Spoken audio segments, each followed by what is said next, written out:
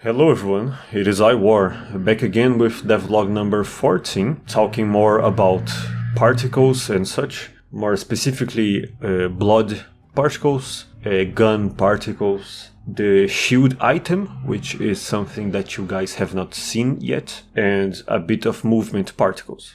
Let's get into it. So I started off by making the blood particle system, which is a bit complicated compared to other particles. The blood behaves very nicely, in my opinion. It splashes off generally and directionally, and then it will get stuck it will splatter, for a better word. It will splatter on walls and the floor, and also on the background. So it has a bit of a 3D feeling to it, which is nice.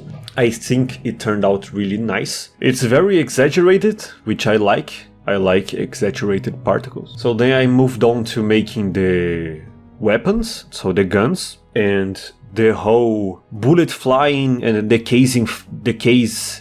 bullet casing falls off, and there is a bit of smoke and a muzzle flash. I think it all looks pretty nice. It's about like 3 or 4 effects put together. Then I moved on to making the shield, which is a frying pan, but it wasn't there much of a effect or particles to it.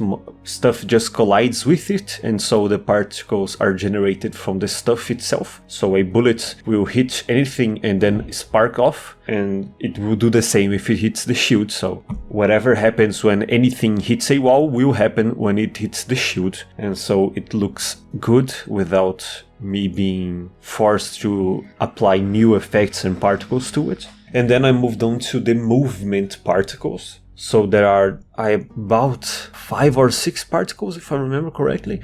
There is the run particle, the stop particle, the sneak particle, the sneak stop particle, the jump, and the land. And these particles are accompanied by a little bit of dust particles that leave the ground. I'm still deciding if I want that to stay. I have not decided yet, but in the future I may take it off or leave it on. And that's about it for this week. Thank you all for watching. Follow me on Twitter. Have a great weekend. Have fun. Until then.